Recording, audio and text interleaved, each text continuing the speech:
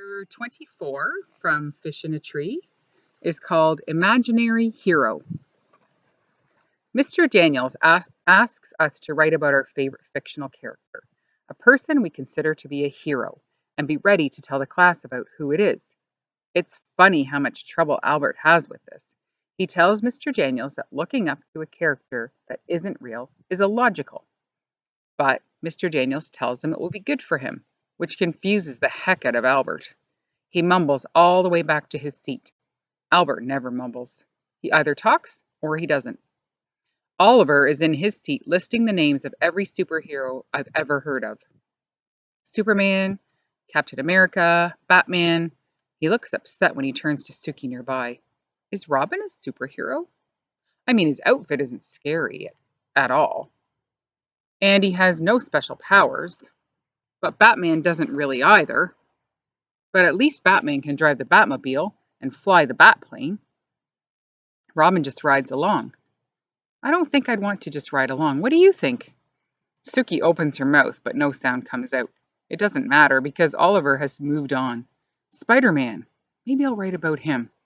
He holds up his palm in Suki's face. He shoots webs and he swings from buildings. That would be the best.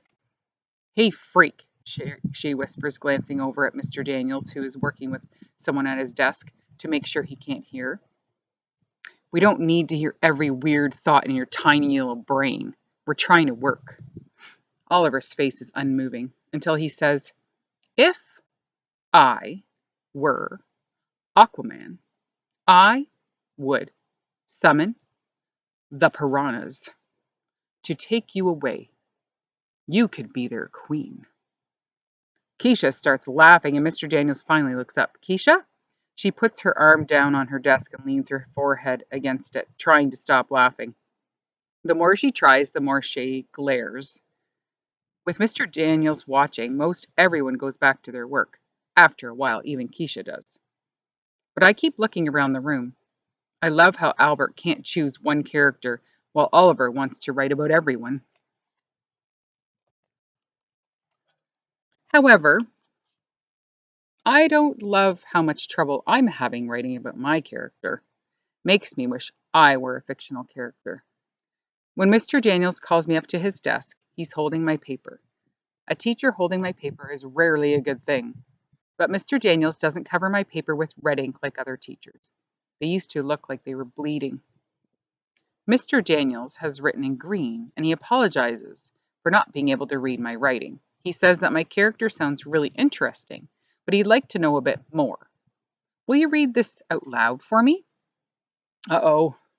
I take it, squeezing my eyes into slits, trying to read my own writing. I wait for him to pressure me to try harder, to do something I can't do. He slides the paper out of my hand. Well, he says, why don't you just tell me instead of reading? First of all, tell me your person's name. I feel such relief that I'm afraid to blink. I hate this pressure, but this time I've been saved. I keep my voice down so no one can hear. It's Roy G. Biv. Oh, wait, he says, like the colors of the color spectrum? I nod. He stares, but before he can tell me I've messed up the directions, I say, you said fictional, and I figured you meant a book character like Alice from Alice in Wonderland.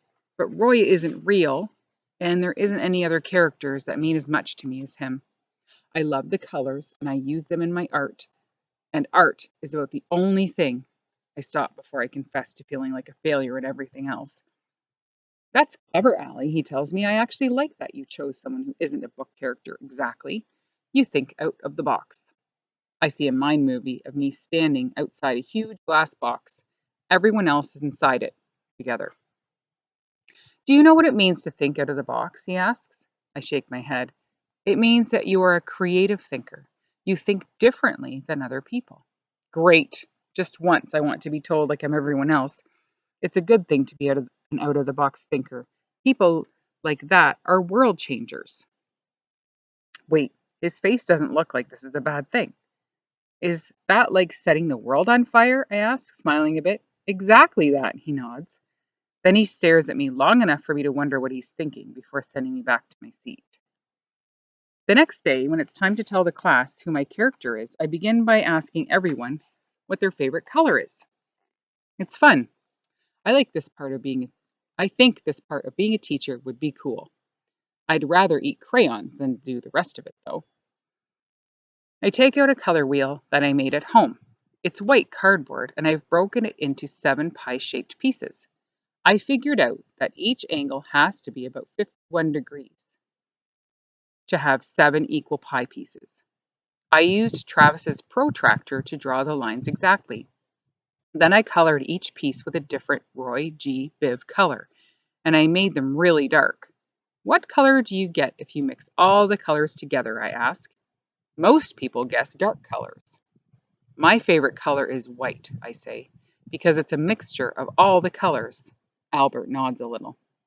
Shay tells everyone that it makes no sense, but I know the answer. If you mix paint together, that's true. But if you're talking about just the colors, pure in nature, they make white when mixed together. I brought this wheel to prove it. I feel like a magician. I show them the wheel with all its colors. Then I stick a paper clip that I've unbent through a hole in the center and spin the wheel. It turns white as it spins fast. As it slows down, the colors reappear. Jessica leans forward. That's pretty cool. Shay looks at her with squinty eyes until Max agrees. Then she nods and agrees too. Are you going to give that away? Oliver asks. I hesitate. I wasn't going to. I look down at it, but I guess I could. You like that, huh, Oliver? Mr. Daniels asks. I'd give it to my bus driver. She likes things with rainbow colors. Well, that's thoughtful of you, Oliver, Mr. Daniels says. I sit down at my desk, thinking about whether I should give the colored disc to Oliver. Jessica and Shay are talking behind me. Can I have another bracelet? Jessica asks Shay.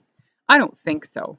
I can hardly keep up with people wanting them. Besides, you already have enough. Well, I wouldn't mind another. There is a pause, and I want to turn around, but I'm not supposed to be listening in. Listen, Shay says, you have 7 already. I have other orders to fill first, and besides that, you still owe me $3 for the last one. I'm not giving you another until you pay me for what's already on your wrist. Wait. I whip around. I can't help it. You charge your friends for those friendship bracelets? Eavesdrop much? Yeah, so what? You want one? Jessica leans forward. Wait, you're going to give her one? No, idiot. I'm not going to give her one. She's going to pay me. But you know what? Allie should pay more. A lot more. She turns to me. $10. I laugh. No thanks. I'd rather wear handcuffs. I can't believe Shay charges her friends for something that's supposed to stand for loyalty and friendship. And I can't believe they paid. You are such a dope, Allie Nickerson, Shay says. I look over at Keisha and Albert and realize that I have been. I've been lucky all along, but didn't see it.